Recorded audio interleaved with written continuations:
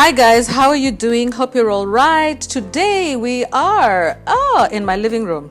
Today we're going to go to class. How are you doing? It's been a while. There's been so much going on in the country since our new president took over, and I decided, you know what? I just don't want to be, just living on the peripheral of life. Today I am sitting with my lovely computer from Computer Planet. Yes, this is it. I bought myself a very nice computer, which I really enjoy using. It's light. It's been a long time since I buy myself these kinds of equipment, And it's been a long time since I actually promoted them because really they did so much for me. They gave me a little bit of a discount to purchase this computer. I'm really happy with it so far. It's really nice, apart from it being, good looking because it's gold. Yeah. I'm here with my little wireless mouse. And basically I'm using it. It's fine. It works just fine. But today, the reason I'm talking to you today is because I want us to discuss something that's quite important. First of all, my last video seems to have eked a couple of people, or maybe one person, who knows. But nobody likes to be criticized. But what I want to say is, in general, whenever you visit any country, the first port of entry is very important. The way that you receive people is very important. The reason why Kenyans are always given accolades, the reason why Kenya is always in the news is because of our hospitality. We know how to treat visitors right, but this is, I believe, mostly an African thing. And most places, like for example, Nigeria is completely underrated in my view. Because when I went to Nigeria, when I went to the port, when I arrived at the port, I was greeted with so much, welcome. Nigerians are very hospitable people, guys. If you want to visit any African country, I suggest you go to Nigeria. Go and visit Nigeria. Go and visit Abuja. Go and visit Lagos if you want a busy city, or go and visit Abuja if you want a more quiet, toned down place. Either way, you're going to love it. You're going to love the people. You're going to love the food. You're going to enjoy the accommodation. You may be a little irritated, maybe because you don't have electricity all the time. But in big hotels, they do. They do have electricity. But apart from that, apart from those things, you love the hospitality that's going to be accorded to you and the respect. Unfortunately, many Western nations have a lot to learn from Africa, and African and the South generally. Even countries such as India and Asia and South America, the hospitality in the South cannot be compared to the cold behavior of the Northerners. Yeah, we are hospitable people and we should be proud, because considering how, we live with such lack, and yet we're able to share, yet we're able to treat other people like human beings, yet we're able to appreciate people's diverse opinions without losing your mind, or without being threatening, or without being, touchy-feely. This is just what I love about being Kenyan. Okay, so welcome to African Queen channel. Today I wanted to discuss something that's really on my mind. And I've been doing quite a bit of research, as you know. I enjoy doing research about the state of the economy in Kenya. I'm really concerned because it's getting expensive and it's getting very difficult for people.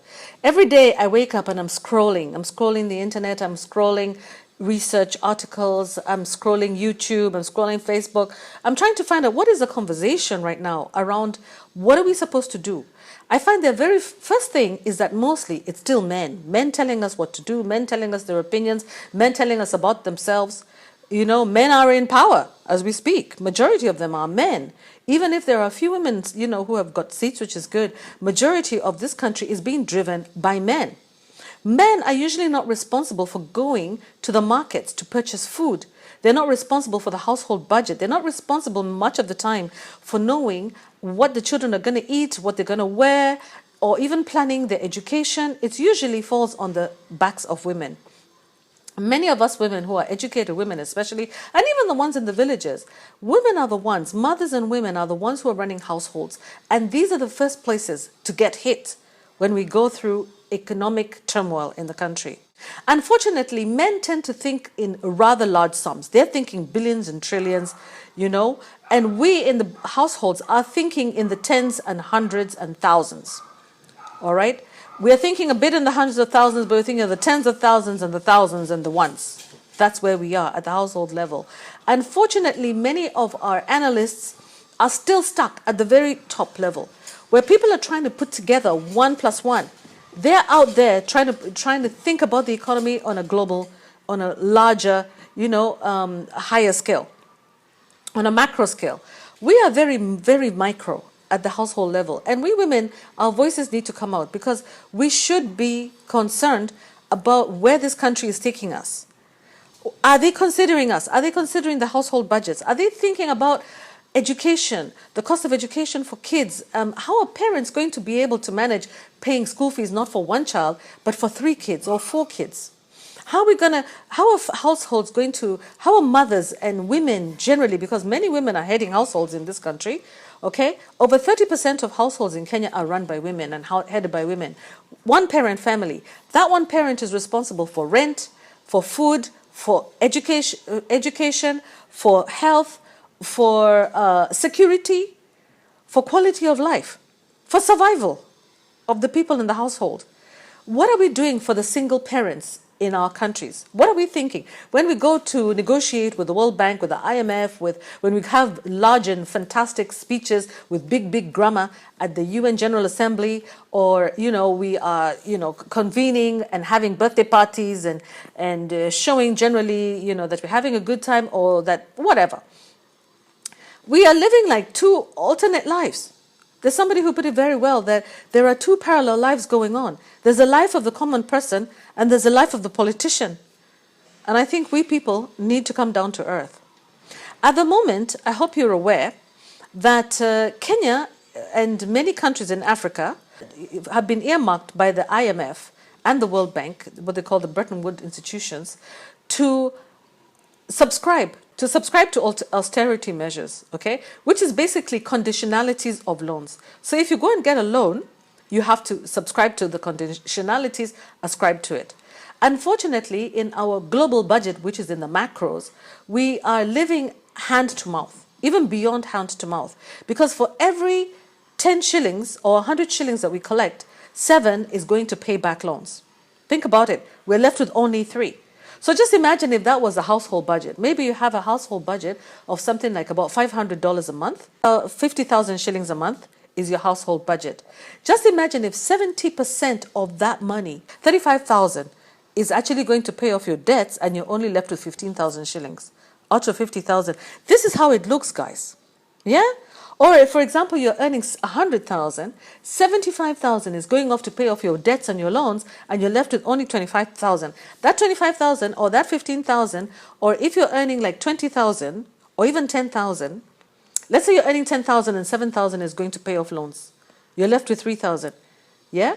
You're earning 20,000 and 70% of 20,000 is 14,000. So 15,000 is going and you're left with 6,000. I mean, come on, guys. That's the money that you're being left with, yeah? To pay your rent, to buy your food, to buy your clothes, to do your hair, to have a balanced diet, to pay your school fees. How is that supposed to work? Our governments are not sustainable at all.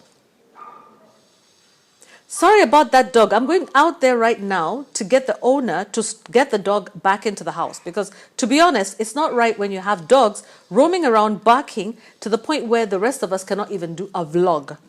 Woo! Have I ranted? Maybe I can continue. It will just keep quiet. I'm so sorry, guys, for that dog in the background. And meanwhile, there's also people doing some construction in the back.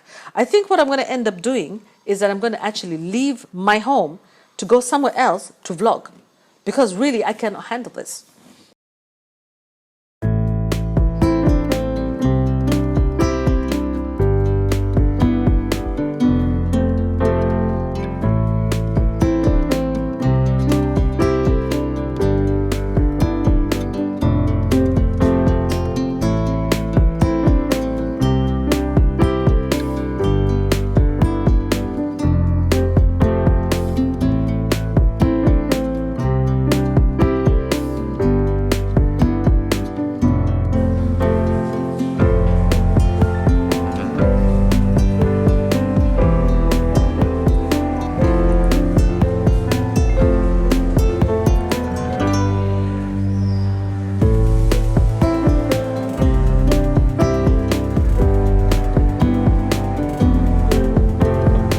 So guys, I've come to my favorite restaurant, Swahili Dishes restaurant. See it? That's where I've come. With my laptop, of course. I can't leave my laptop behind. What you're going to have to deal with is probably noise from the road because I'm not very far from the road, so you're probably going to hear it. Hopefully, my microphone is going to kind of like cut away most of the noise. Yeah, so I wanted to talk about the fact that we are going through some very serious, harsh economic times. So let me introduce myself again for those of you who are new to my channel. My name is African Queen Mo, and here we talk honest truth. I don't like to, beat around the bush. It's just good to speak the truth and be honest, because an honest world is something that is kind of like far from reality these days, isn't it, guys? Yeah. So I have my camera in the corner there. I hope you're seeing me well. I hope you're doing good. Thank you for my compliments on the hair. I think it's pretty cool. That's my girl. Yeah, Dorcas. Thank you so much, Dorcas, for my hair. Yeah. And you haven't seen my toes yet, but they were really nicely done as well by Clara. Okay, guys, so now let's go back to the topic of the day, which was talking about the economy and how we're being affected. Basically, what's happening now is that a lot of people are finding it difficult to afford 3 meals a day. Yeah, 3 meals a day is something that many people cannot afford because life is so expensive. Yeah? Let's talk about what's going on in the economy. I've been seeing things happening and I've been laughing and laughing. I'm like, guy, people are easily deceived. Why are you people so easily deceived? Don't be deceived. This is what's going on. Since we got our new president, President Ruto, into power, this is what's been going on.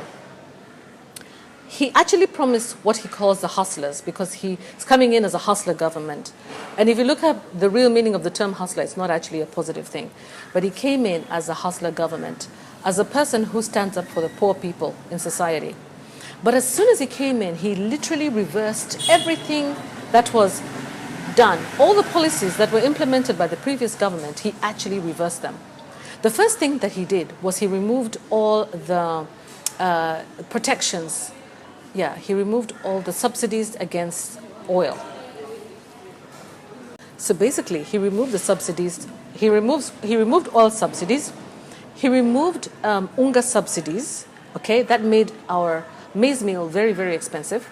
Then the other thing he did recently, he removed the subsidies on the tariffs, quietly, on the tariffs that are charged by our electricity company, guys. So this thing is really, really serious. So not only do we have more expensive oil, we have more expensive fuel, more expensive food, more expensive electricity, but guess what? He removed the tariffs on fertilizer. So how many of us are actually farming?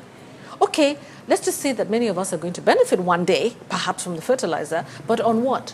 On our parched land. We know very well we've been going through some very, very serious problems in this place. We've been going through a drought in Kenya. We have a very big drought. I don't know whether you're aware about it. So I'm just wondering, that fertilizer, isn't it just going to get lost? Yeah? He spent 3.5 billion shillings on fertilizer, which he's going to sell. He's not giving it away for free. He's going to sell it to the farmers. They're going to have to pay it back. If you're a member of your cooperative as a farmer, perhaps you can go and collect your fertilizer for free and pay it back once your crop grows. What about if your crop fails? What happens? Does that become a debt? Guys, we should actually learn to think. Learn to think. We were talking about the kitchen budget. We women are the ones who know where the shoe pinches in our homes, and we're very concerned. Most women like to plan in advance. We don't want to be shocked. Because there's no way that you can say that you're going to deliver subsidized cost of agricultural production when you're increasing the cost of petrol. That doesn't make any sense, because guess what? Those same people need tractors and farm equipment to prepare the land for planting. So if the petrol is more expensive, how are they supposed to afford it, guys? How are they supposed to afford it? So Zimbabwe is there calling for an end to sanctions. In Kenya, our government is saying, look, we need to restructure our debt. We need debt relief. We need debt relief, guys. We need debt relief. So we take that debt relief and do what with that money? We go and buy what with that money? So what are we actually doing? So meanwhile, we're asking for debt relief. At the same time, the government is asking is actually contributing towards the global fund. There's a lot of political analysts right now who are bringing up their brains. Some of them are financial analysts, and they're bringing their brains into YouTube and helping us to try to understand where we're going. So guys, I'm very worried about where we're going as a country in Kenya. So all I can just tell you guys, it's not going to be easy. It's going to be a very difficult road. And you need to understand, I've been trying to explain to you, but I'm in a place which is very difficult to concentrate. As you can see, I'm really struggling to concentrate. And this is one of the things that I think it's part of the attack on us, that the more noise that we are, subjected to, and the more, movement and everything around, the more difficult it is for us to actually achieve anything.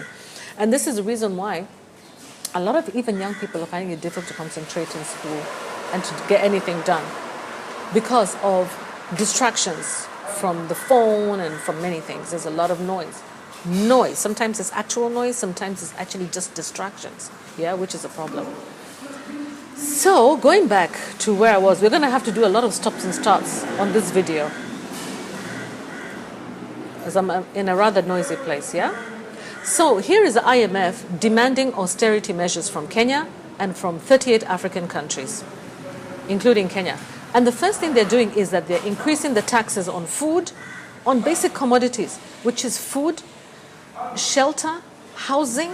Many people are going to be out of houses, by the way, because even rents are going to be taxed. People who are going to get those mortgages are going to be taxed. There's taxation on importation. You can hardly import anything anymore. The cost of cars, the cost of goods, household goods, furnishings is so expensive. People are trying to buy second-hand. So second-hand things are becoming also more expensive. So all I'm seeing is just complete stress in our economy. Let me look at this. So for example now, the country actually requested for 238 million loan from the IMF. What for? Because part of it is also to pay back China. We owe so much money to China, like I was explaining to you earlier. 70% of our budget is going to repay loans. And part of the agreements with the Chinese loans is that we're going to have to first pay back the Chinese state banks first. Okay, a lot of those loans they had a lot of things that were kind of like confidential. We as the people of Kenya are taking loans that we don't even understand, okay, and for which we are not aware of our obligations, which is really, really wrong. And so the thing is that this government wants to borrow from the IMF. In order to borrow from the IMF and the World Bank, etc., we have to meet certain criteria. And this is what actually happened. We were subjected to austerity measures, which were called the Structural Adjustment Program, that literally finished our economies, brought us back. It was called actually it was a generation that basically lost development. The lost development generation. It was a whole generation. It was us. It was a decade long, 10 years, of austerity measures, structural adjustment programs when there was no development in this country. And you can see what's happening also in Zimbabwe. We're losing time. Meanwhile, they're telling us to stop having babies, stop delivering, quit our fertility, offering us fertility, ways to control our fertility, but they're taking our children out of Africa. They don't want us to have kids, but they're taking our kids out of Africa, to go and work in their nursing homes, to go and work in their businesses, to go and build up their countries and their economies, but they don't want us to use the same children and the same labor here. So they're telling us to stop having kids so that they can have kids and catch up with us. Right now you can hear the government is talking about removing what you call the GSMs, the mobile phone providers have provided loans, at very, very high interest rates to Kenyans, but they're available and accessible, very easily accessible on the phone. As long as you have M-Pesa, you can access what they call an overdraft, which is called the Fuliza overdraft, or you can actually access loans. It makes it much easier for many people who could not qualify, for all the one myriad things that the bank requires for you to qualify for a loan. So you can actually borrow from your phone, you can borrow from the GSM providers who are making a killing, making a lot of money every single day. And now the government wants to go after that. So very soon you may not even have access to those loan providers, and many of them have already been stopped. Already I can see that they have made it difficult for many people who are sending money from outside the country to receive it through some of their paid providers, their favorite paid providers. Kenya needs to find alternative sources to finance its recurrent debt, because the delay of the International Monetary Fund is just going to make it more difficult for us. So the only thing the government is trying to do is to request for loan restructuring and also delays, kind of like restructuring so that it's over a longer period of time. Already, by the way, I discovered that there are very many countries that have already given us that restructuring. Starting last year, they restructured our debt and allowed us to pay it over 4 years. I think it's something like 35 billion shillings. A few countries, Western countries, already gave that facility to Kenya. And now we're requesting the same thing from the IMF. We're actually in a big trouble. We're in big trouble, guys. We're in big, big trouble. You know, the same person who is giving advice to the government currently is called Dr. Ndi. And Dr. Ndi actually stated once that once you see the IMF getting involved in African countries, he said, when the IMF comes knocking, it essentially means the country is under receivership. So literally, if you see the IMF out there talking to Kenya right now, it means that we're almost under receivership if we're not already there. Our governor is just trying to, help us not to get nervous and reducing anxiety and trying to increase, investor confidence into the country. But the situation right now is not good in Kenya. And that's a fact. And it's not just in Kenya, it's all over the world. I'm not blaming Kenya. I'm just saying that whatever the government plans to do or offered to do for Kenyans, it's probably not going to realize it. Because, first of all, their strategy is all wrong. The first thing they did was to remove the carpet from under our feet. Whatever was cushioning Kenyans before, in terms of subsidized unga, subsidized flour, subsidized oil, subsidized petrol, is gone now. So Kenyans are taking their meager earnings and paying for petrol, indirectly or directly, for petrol. So higher food prices, higher commodity prices, higher education rates, higher internet probably is going to go higher. Everything's going to be more expensive. It's going to get very expensive, guys. So the thing is, why is it that Kenya cannot cushion? Other countries are cushioning their citizens. America is cushioning its citizens. UK is also cushioning its citizens.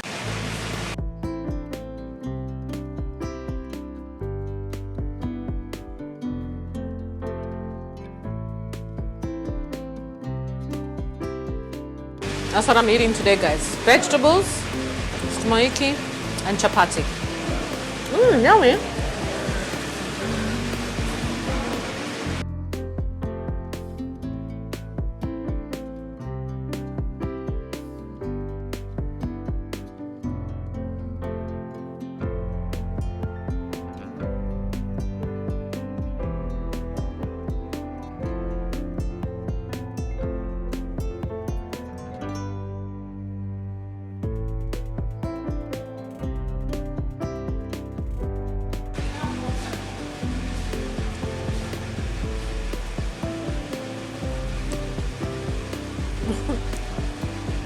The way they cut these vegetables, tiny.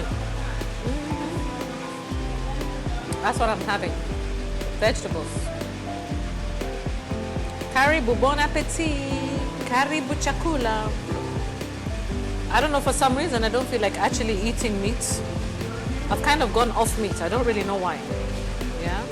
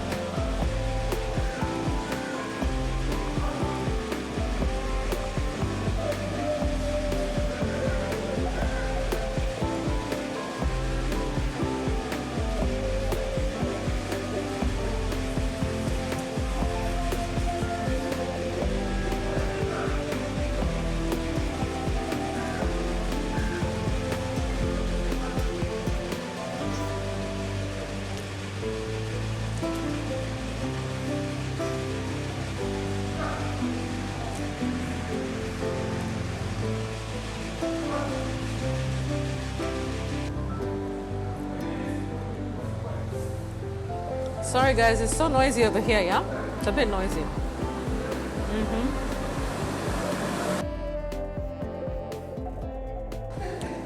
Okay guys, that was a nice lunch, but let's continue with this. You know what else, guys? Unfortunately, now the government has also stopped MPs and cabinet secretaries from leaving the country without the permission of the president.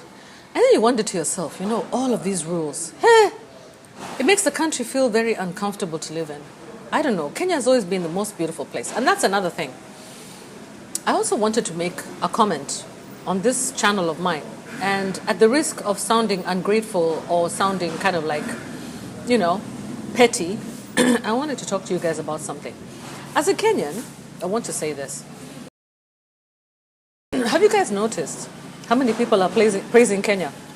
How many Nigerian YouTubers are on here praising Kenya? How many black American YouTubers come here and say, oh my God, I never knew that Africa was like this. Oh, Kenya is amazing. Oh, Kenya is amazing. Well, as a Kenyan, I can let that go to my head, or I can try to look and try and understand what is the deeper meaning of all of this. On one hand, maybe they're really sincerely praising the country. Maybe they're really shocked. But on the other hand, do you think that they're probably just trying to get subscribers or trying to get likes? And then they're capitalizing on Kenyans' narcissism because we love ourselves so much, guys, you know? Of course, we enjoy listening to praise. Si Jamaliza? Somebody's clearing my table over here, man. She thinks I've finished. What? Yeah. So there, you know, people are there, you know. People are there, yes, Kenya is wonderful. Welcome to Kenya. Yes, welcome to Kenya. But you need to understand that Kenya is not a perfect country. Just like your country is not perfect, Kenya is not a perfect country either, guys. It's not. But what I can say to you guys is this. Kenya is not a perfect country. It's a beautiful country. It has huge potential. It's like California. The way I look at Kenya is the way I look at California. California is a state in the U.S. that has amazing potential. It is beautiful. I mean, naturally gifted by God.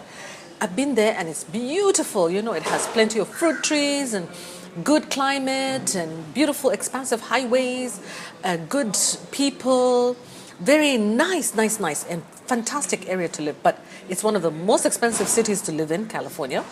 It has so many natural disasters you can't believe, you know, like wildfires. I don't know whether they're natural, but there's so many disasters. In California, you'll find more people are moving out of the country, more people are moving out of the state than moving in. As people are moving out of the state, people are also moving in. Right now, it's no secret, a lot of people from California are moving to Texas. So Kenya is kind of similar to California in that way. Let that tuk-tuk pass. Kenya is beautiful, endowed with beautiful climate, oceans, beaches, mountains, beautiful, you know, beautiful environment. A lot of development, you know, just the kind of place that you want to be. But guess what? The politics is so toxic in this country. It's also extremely expensive. A lot of people who have come to this country have already complained about the cost of living. Cost of living in Kenya is ridiculously high, way too high, especially when you compare with other countries on the eastern coast. So this is kind of a little bit of a rant. It's kind of mixed. It's mainly a rant. It's also kind of like just to talk to you about basic things. I don't want to use technical lingua to talk to you people. You're my subscribers, and I know you're smart. Many of you are very smart. I'm not here to try and teach you anything. It's just to let you know that Kenya is a very expensive place to be in. If you're planning to relocate to this country, don't be fooled by what you see in terms of the infrastructure and everything. We have to pay for everything that you see here. Don't be fooled by thinking that everything is cheap and easy and whatever. It's not. It's not at all. Yeah? And right now, the insecurity is actually going up. Unfortunately, I heard very, very sad news about the loss of one of my very dear relatives. We're grieving right now, actually. I'm in grieving spirit, and it's very sad. We lost her to a very violent event, yeah, that was meted out on her by another individual. And you cannot believe how easily people get ticked off like this. There's a lot of resentment that's building up in people. And when you have tribal politics also playing a role, then it can also antagonize certain groups against other groups. I don't want to mention which ones, because you guys, you know which groups they are. So it's just to let you know that when you come to the country, you be careful, because we're not really sure where we're going right now. There's a lot of stress. Yeah. People living with disabilities. One of them is going to be going across right now. Who is thinking about them? Who is thinking about people living with disabilities in this country? Yeah? I can just imagine how difficult that man's life is. That man in the wheelchair that you just saw, can you imagine how difficult his life is? Living with a disability, it's very difficult.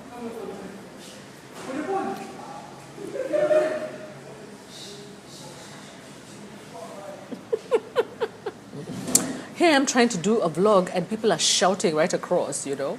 It's just unbelievable. So anyway, like I was saying, you know, there's many people who are suffering in this country, and there are many who are going to continue suffering. So all I'm saying is that, you know, guys, you know, I love you very much. You know, I love my subscribers. I love my visitors. And when you come to my channel, you're here to learn. You're not here to get offended, you're not here to get emotional. You're here to learn and to listen to a different perspective about what's going on in the world. Because the only perspective you're usually used to hearing is either the male perspective or the perspective of internationals, okay, or other people. But it's time for you to also listen to the African perspective. I'm going to tell it to you as it is. Yeah, because this is what you got to know. You need to understand your security starts with you. I remember when I was trained in the UN, we were taught your security starts with you. So when you go to, for example, into a country like Somalia, or you go into a country like Sudan, or you go into a Muslim country, for example, don't offend people by going up there and being, literally skimpily dressed. Dress up, take up the dress code of the people. Take up the mannerisms and the behavior of the people so that you blend in. The same way when we go to Western countries, we try our best to take up the mannerisms of the people of the Western country, to the point where we even try and adopt their accent so that we can be understood and heard better. So I think it's just a matter of respect. Everybody respect one another. Otherwise, you can find yourself in problems just because you're disrespecting people, or you find yourself on the other side where you're actually receiving benefits because you're actually able to assimilate with the people who you're with there. Yeah. Okay, guys, so anyway, nice talking to you. I'm enjoying the view here. There's a lot to see. Not really that much, but I'm going to continue eating my lunch. It's unfortunate that I had to come here to eat. Hopefully, I'll find a space where I can be quiet and won't have to keep on moving and shifting. I hope you enjoyed my video. Thank you so much for those of you who are watching it. And apologies for the noise and the background noise, etc. But this is exactly what we're experiencing. And I hope that the National Environmental Management Authority is going to do something to try to limit the kinds of noise that we're exposed to, because it can be so distracting. Okay, guys, love you. Bye. Toodoo. Let me not run down on. Remember to subscribe, like, and share. Bye. Toodoo.